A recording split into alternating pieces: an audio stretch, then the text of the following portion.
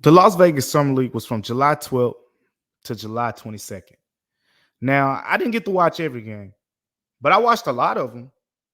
And to me, Scottie Pippen Jr., point guard of the Memphis Grizzlies, was the best player I saw on the floor from a production standpoint. We're going to talk about that and many more Summer League takeaways coming up here next on Locked On Grizzlies.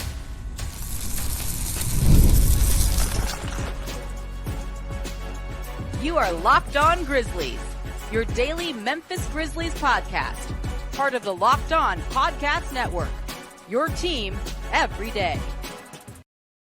What's going on, everyone, and welcome back to Locked On Grizzlies. I am your host today, Damichael Cole, beat writer for the Commercial Appeal right here in Memphis, Tennessee. Thanking you guys for tuning in with me on today and tuning in to Locked On Grizzlies each and every single day. Today's episode is brought to you by Gametime. Download the Gametime app, create an account, and use the code LOCKEDONNBA for $20 off your first purchase. Terms may apply. As I alluded to in the open, we got to talk about the Summer League takeaways in today's episode of Locked On Grizzlies. You're with me today, co-host Joe Molinak's getting a day off. You've been with Joe over the last few days while I've took some vacation time and whatnot. But today I'm going solo, and we got to talk about a lot of the things, not only that just Joe touched on, but some other things as well, including, my thoughts on this rookie class, just from what I've been hearing and what we know with our eyes. And then what's next for the Grizzlies rosters? I've heard some things, and we'll talk about that as well as we get into our third segment of today's show. But we got to talk about this Summer League takeaways because Joe did an excellent job just recapping the game and kind of, the biggest winners, the biggest losers, of Summer League from his seat. But in the first segment, we're not going to talk about the rookies that much because we're going to talk about them in the second segment. But in the first segment, I want to talk about the kind of guys who are the returning, quote unquote, returning players for the Grizzlies who didn't play, their first Summer League basketball this year. The G.G. Jacksons, the Jake LaRavias of the world, and Scottie Pippen Jr. and Trey Jemison, guys the Grizzlies signed to two-way contracts, go into that conversation as well. But I'm going to start with Jake LaRavia. Got to start with Jake LaRavia because to me, Jake LaRavia was the guy who had the most to lose.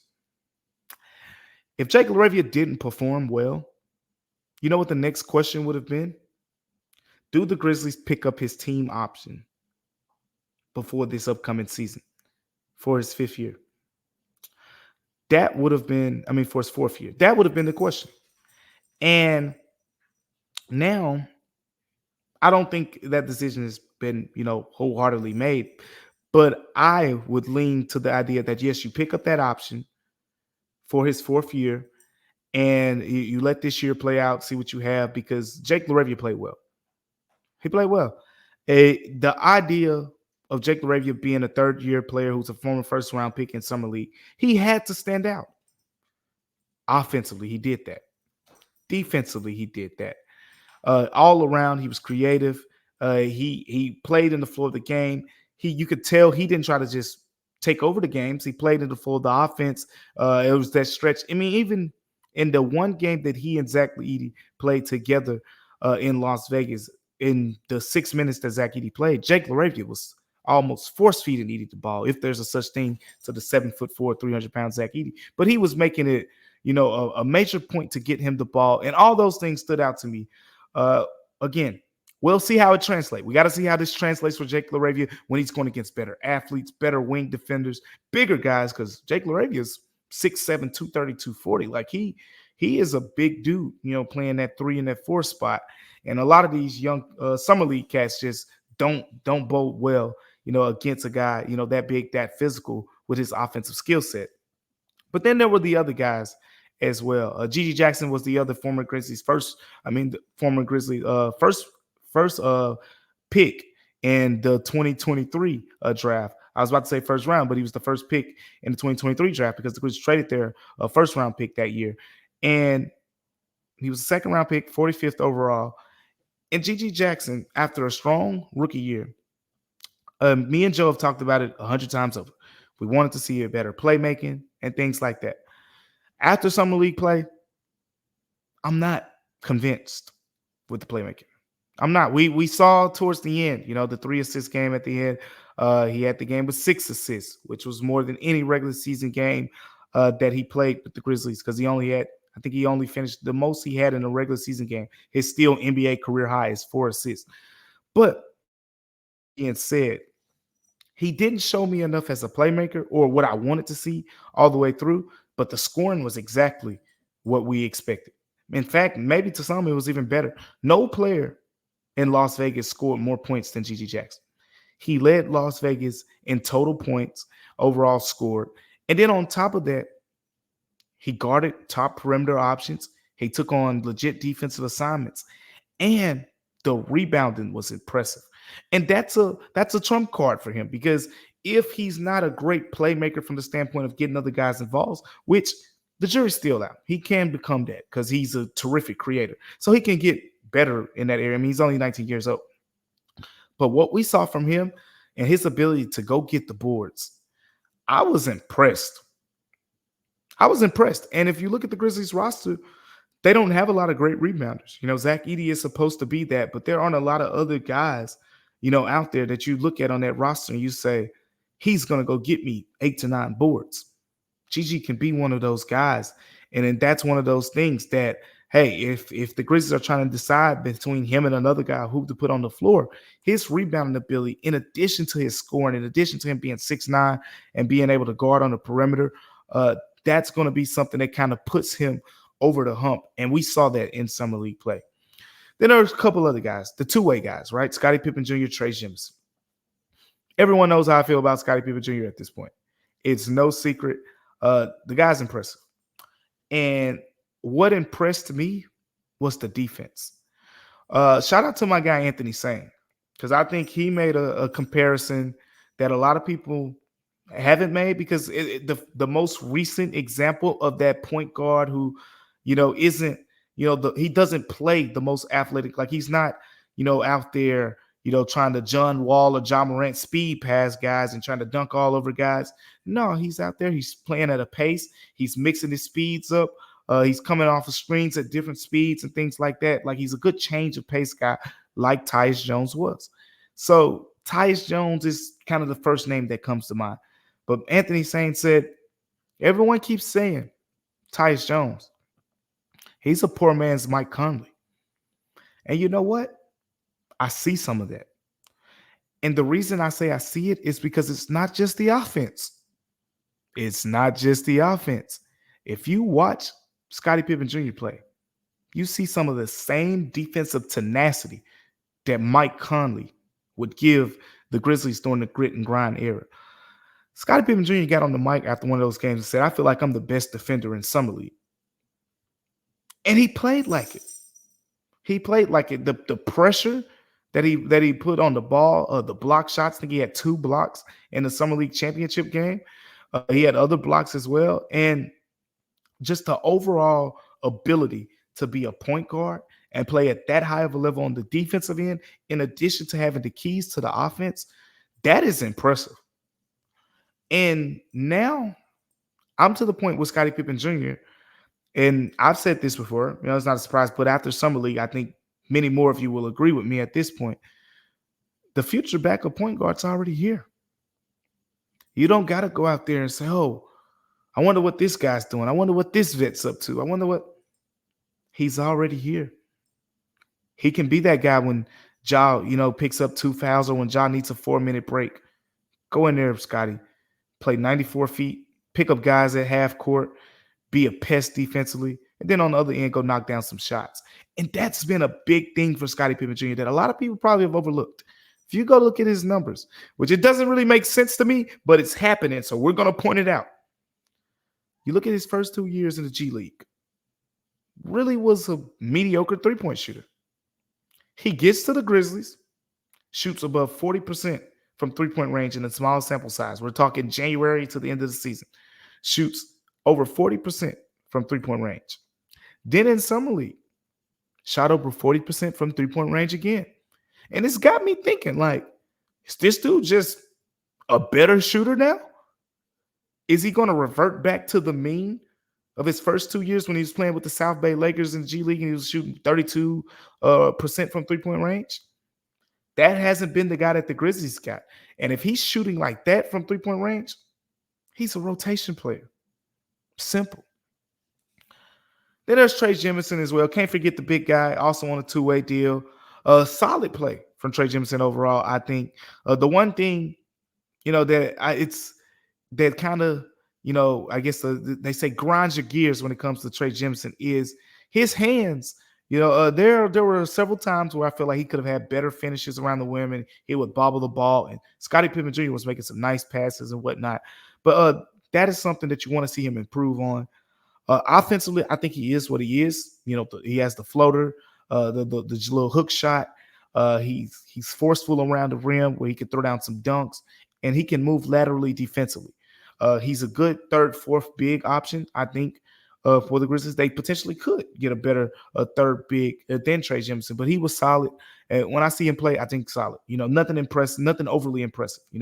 Even the rebounding, like he wasn't the guy who I honestly thought that 12, 13 rebound type guy. That's not really him. But again, he boxes out well. He's very intentional with setting his strings, and he has a very refined offensive skill set, and he knows his role. He's not going to go out there and try to shoot jump shots, fadeaways, and things like that. He knows his game, and as simple as overall, all of those guys I thought impressed me. There was no one from Jake LaRavia, G.G. Jackson, Scottie Pippen Jr., Trey Jemison, where I saw them in summer league and said, not good enough. That is worse than I thought they could have been. Every one of them did well, in my opinion. And hey, that's why the Grizzlies went 5-1 in Las Vegas, because those guys played well. But there were some other players that played well for the Grizzlies as well throughout Las Vegas. And it was the rookie class. The rookie class, for the time that we did see them perform very well. We're going to talk about that here next, coming up on Locked On Grizzlies. But before we get to that, today's episode is brought to you by Gametime. Go download the Gametime app today, because Gametime is an authorized ticket marketplace of Major League Baseball, which makes getting tickets faster and easier. That's why I go through Gametime to get my tickets. And most of you know, I'm an Atlanta Braves fan. Yeah, we're struggling a little bit. We're in the midst of a 3-game skid. But guess what? That ain't going to stop me from going over to Gametime. And while the Grizzlies aren't playing in August, while I got some downtime, I'm going to go to Atlanta and catch some games in Atlanta. And I'm going to use Gametime to get me those tickets, because they're going to give me the tickets that show me the views from my seat. And I'm going to get the lowest price guaranteed, because Gametime takes the guesswork out of buying tickets. Make sure you go download the Gametime app today, create an account, and use the code LOCKEDONNBA, and you'll get $20 off your first purchase. Terms apply. Again, all you got to do is create an account, redeem the code LOCKEDONNBA. That's LOCKED on NBA for $20 off. Download the Gametime app today. Last minute tickets, lowest price guaranteed. Coming up here next on Locked On Grizzlies, we got to talk about the rookies. Stay tuned for how the rookies performed in summer league. Stay tuned for that. Welcome back to Locked On Grizzlies, everyone. I'm Damichael Cole, beat writer of the Commercial Appeal right here. In our first segment, we talked about the vets, right? The summer league vets. What did they do? How did they perform and whatnot? But then there were some other guys, the rookie draft class. The Grizzlies had a 3-man draft class, and they all, had significant takeaways from summer league, in my opinion. And none other than Zach Edey. All the eyes were on Zach Edey, right? Everyone wanted to see what the big man was going to do. Number 9 overall pick in the draft. And if you're Locked On Grizzlies every day, pretty much know what I'm going to say when it comes to Zach Edey. And it's simple. I saw enough. We only saw Zach Edey play 6 quarters of basketball in summer league. I saw enough. I'm convinced. I'm not convinced that he's going to be, an all-star or anything like that. I'm convinced that that's a rotation player for the Memphis Grizzlies who can come in to make an impact. I'm convinced that that's not a bust. That's not a bust right there. That's a guy who's going to have an impact, can make this team better. That's a guy that's going to help Jaren Jackson Jr.'s job. That's a guy that's going to help John Morant with his screen set. That's a guy that's going to help Desmond Bane with his screen setting. That's a guy who's going to help the Grizzlies defense with his rim protection. That's a guy that's going to help the Grizzlies now when they go against Domantas Sabonis, who had a 25 rebound game against them, Ivica Zubac, who had a game with 20 boards against them, and the Jokic's of the world, who had a perfect triple-double in pretty much 3/4 of play. He's going to help them against those bigs who basically looked at the Grizzlies and said, too small, or said, Jaren don't want to play center. We know it. Too small. And that's not me saying that Jaren doesn't want to play center. I don't think that's the case at all. Jaren's fine with playing center. But I think Jaren, and especially his teammates and coaches, they realized that the idea of putting Jaren Jackson Jr. at the 4 maximizes his potential on the defensive end, especially a little bit more. And it doesn't negate too much of what he does on the offensive end. I saw enough from Zach Edey. In six quarters, we saw some incredible screens. We saw him backing guys down, putting 2 hands in the air, saying, get me the ball. Because I was a little concerned about that. Even though he averaged 23, 24 points, back-to-back player of the year, you come to Memphis, you see all these guys. You see Gigi Jackson, see Scottie Pippen Jr., you see Jake LaRavia, and you're still saying, give me the ball. That's what I saw. I like that. Because now when you're on the court with Ja, Dez, and Jaren, keep that same mentality. Because if they switch guards on you, it should be give me the ball. It shouldn't be, Ja has a mismatch against the big. Let me watch Ja beat the big off the dribble. No, you're 7'4". And I think Zach Edey understands that. I don't need to see anything else. Not in Summer League. There's a lot of things as the summer go on we'll talk about we need to see in the preseason. But as far as Summer League goes, don't need to see anything else when it comes to Zach Edey. The other 2 guys' situations were a little bit different. With Cam Spencer, I was encouraged. Very much so. I think Cam Spencer showed us a lot from the standpoint of I'm more than just a 3-point shooter. When you look at Cam Spencer highlights, when you look at his draft profile, all that stuff, everything was 3-point shooter, 3-point shooter, 3-point shooter. But then you dig deeper. You see a guy who averaged over 3 rebounds and over 3 assists for the UConn Huskies on the way to a national championship. And you also see a guy who pretty much was, one of the most fierce players in the nation. And we saw that, in a smaller stretch with the Grizzlies. He's 6'3". It's easy to notice that. It's not hard to notice that he's a 6'3" guy. But what's else easy to know is he can shoot the ball with the best of them. I mean, he took some pull-up transition threes. He had spot-up threes. I'm learning that this is the type of shooter that the Grizzlies need. And when I say he's the type of shooter that the Grizzlies need, more so from the standpoint of he's not just going to, hey, Ja, I'm here in the corner when you need me. He's going to pull up in transition. I was open. I'm taking that. He's an aggressive shooter. Now, that's the difference, I think, between Cam Spencer and Jalen Wells. And it's good. It's good and bad both ways. Because with Jalen Wells, I tweeted this out or I posted it on X and whatnot. He fits here in Memphis because all the 3-point shots and things like that, because both of these guys were primarily drafted because of shooting. All of the 3-point shots that you see from Jalen Wells, for the most part, they're coming within the flow of the offense. He's he's catching shoot, coming off of screens, wide open shots, easy rhythm shots for him. Cam Spencer's going to get his. Now, Cam Spencer's going to get his shots and Ja Morant and those guys on the floor, you may be a little bit hesitant. I'm not going to be because the Grizzlies love to shoot 3-pointers. Taylor Jenkins probably not going to be because the Grizzlies love to shoot 3-pointers. But with Jalen Wells, it's a little bit different. I think from a developmental standpoint, Cam Spencer is a little bit ahead right now, but Jalen Wells, 6'6", 6'7", can play multiple positions. That's the advantage. And that's where, with Cam Spencer, right now he's a one-position guy, in my opinion. You're not putting him at the 3. You're not putting him at point guard. He's a one-position guy right now. And I want to see how he continues to progress. And that was the one thing we didn't get to see before Cam Spencer was ruled out for the remainder of Summer League. We didn't get to see him showcase his secondary playmaking ability enough. We saw flashes of it. I mean, he made some really good passes, had some 5-assist games and whatnot. But I wanted to see a little bit more of it. Didn't get to see a lot of it. And I think as their careers, progress, Jalen Wells and Cam Spencer, the things that'll be important to monitor about them the most is how their games kind of come together around their three-point shooting. We're seeing Cam Spencer be aggressive as a shooter, but we also saw the flashes of him being a good rebounder. We also saw, the tenacity.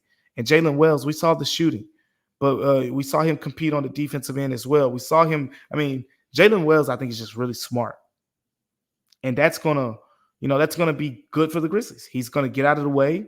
He's gonna space the floor, and he knows his role. He knows his role really well. I think that's something I took away from him during the introductory press conference. And that's something that we're going to take away from him potentially going forward. Speaking of going forward with the Grizzlies, there's a lot of things to take away from the roster going forward. After the latest move, you've heard about it at this point, Zaire Williams being traded and whatnot. What's next for the Grizzlies roster after that? Let's talk about that next here on Locked On Grizzlies. But before we get to that, remember this. Are you watching Fox Sports or ESPN on your TV all day? And because I look, I know if you're watching one of those shows, you catch yourself having to turn the volume down every now and then because they're doing all that shouting. Well, guess what? Just make the switch over to Locked On Sports today because it's a free 24/7 sports stream channel programmed for you every day to bring you the biggest stories without all that screaming. So Locked On Sports Today brings you can't miss analysis, opinions, and news streaming 24/7 on YouTube or the free Amazon Fire TV's channel app. Part of the Locked On Podcast Network, your team each and every single day. Coming up here next on Locked On Grizzlies, we got to talk about what's next for this Grizzlies roster. Zaire Williams was just traded, so stay tuned for that here on Locked On Grizzlies. Welcome back to Locked On Grizzlies, everyone.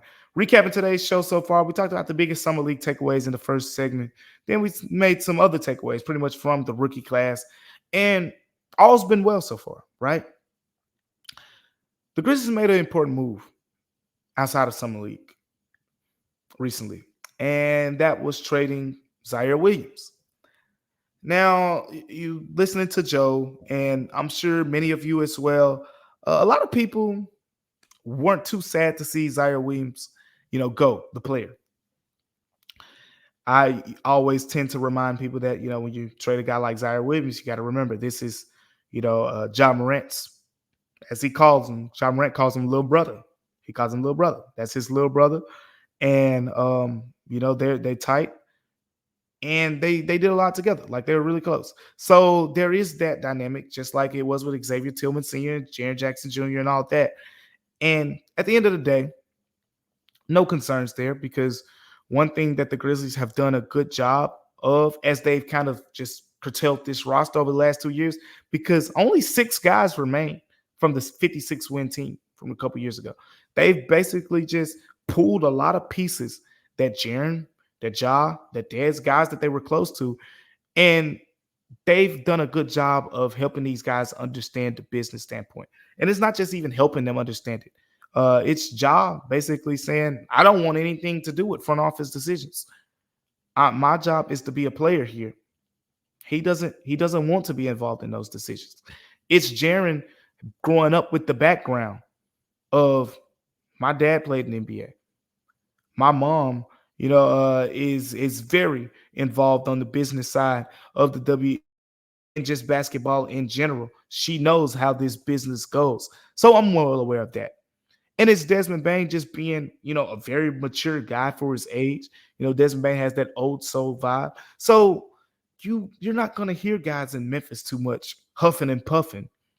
Oh, man, is this going to cause some, type of, angst from within the building and things like that? Not the case. So the Grizzlies traded Zaire Williams and whatnot. Joe's pretty much already talked about all the things that means, whether it's, the Grizzlies saving the money and all that thing. One thing that I want to point out, though, and this was something I said before the trade happened, and this was something we talked about with Luke Kennard as well. And it's something also, if you read my content over at commercialappeal.com, talked about it a lot over there as well.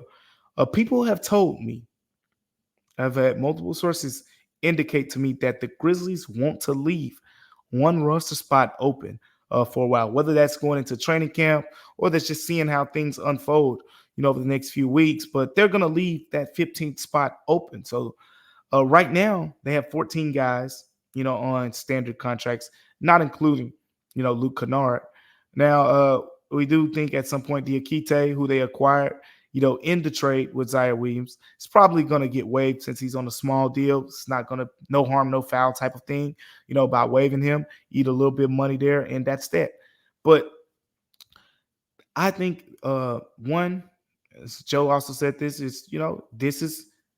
some relatability to the Luke Kennard situation here. I think it helps the Grizzlies, in that case. But other than that, I think you should just buckle up, get ready for a quiet rest of the offseason. Don't really expect the Grizzlies to do too much more. I know people are looking at other guys on the roster saying, oh, is this guy going to be available? Is that guy going to be available? Everything I think at this point may be marginal. The Luke Kennard thing is still an important one that needs to get done. We'll see when that gets done and how it gets done, from a contractual standpoint. Other than that, I don't expect a lot of movement on this Grizzlies roster until they figure out who that 15th guy is going to be, whether it's Diakite, whether it's a guy who's a current free agent right now, or it's another trade potentially being in the pipes for later on as well. That's because that's not out of the realm of possibility. Something small though. I wouldn't expect anything big here. So you pretty much know what the Grizzlies roster is going to look like going into next season. I think it's a pretty good one. I think it's an experienced one. And I think it's one that can compete in the West. How they can compete in the West? Look, we got to see what these new coaches bring to the table. We got to see what type of steps Gigi takes as he gets to the next level. We got to see if Santi Aldama is going to be stronger. You got to see if Jake LaRavia is going to become a legit NBA rotation player, or the Summer League was just some type of fluke. But more than anything, see the Grizzlies be healthy. We got to see Ja play 65 games at least. We got to see Jaren Jackson Jr. continue to thrive. We got to see Desmond Bane build on what I felt like was going to be an all-star type of campaign if the Grizzlies were winning games. We see all of that. The Grizzlies will be top 4 in the West. Heard it here first. See all that? They're top 4 in the West. No ifs, ands, buts about it. But as far as the rest of this offseason goes, I haven't heard too much yet. Just little murmurs about the 15th spot. But as the offseason kind of unfolds, and, August is usually a dry month. That is the month where a lot of the guys I know, whether it's front office execs and things like that, that's when they get their little vacations in. That's the month where you don't have to worry about Summer League, where you don't have to worry about the draft. And it's still a month or so out from other things like, training camp, preseason camp, and all of that stuff. So other than the schedule being released in August is going to be, a dry month for that. But luckily, Locked On Grizzlies will be here. You have me, Joe Mullinax, as well as we continue to break down all things going on with the Grizzlies. Locked On has launched the first ever national sports 24/7 streaming channel as well on YouTube. And now it's also available on Amazon Fire TV and the free Fire TV channels app. Locked On Sports Day is here for you 24/7, covering the top sports stories of the day with the local experts of Locked On. Plus, our national shows covering every league. Find Locked On Sports Today, now available on the free Fire TV channels app. Thank you guys for tuning in with me, Locked On Grizzlies on today. Remember that you can get Locked On Grizzlies anywhere you want to listen, anywhere you watch podcasts. YouTube, we're there, but we're also on Apple Podcasts, Spotify, Stitcher, wherever you want to watch. Some people, I know school is getting ready to start up for some people, and that commute back home after you drop the kid off and you're stuck, you're stuck in the traffic, throw on Locked On Grizzlies. Perfect time to tune in to Locked On Grizzlies, if you ask me. But me and Joe Mullinax will have you covered all the days going forward, including on tomorrow. So stay tuned for tomorrow's episode as well. But until then, I'm Damichael Cole, and we'll see you on Locked On Grizzlies.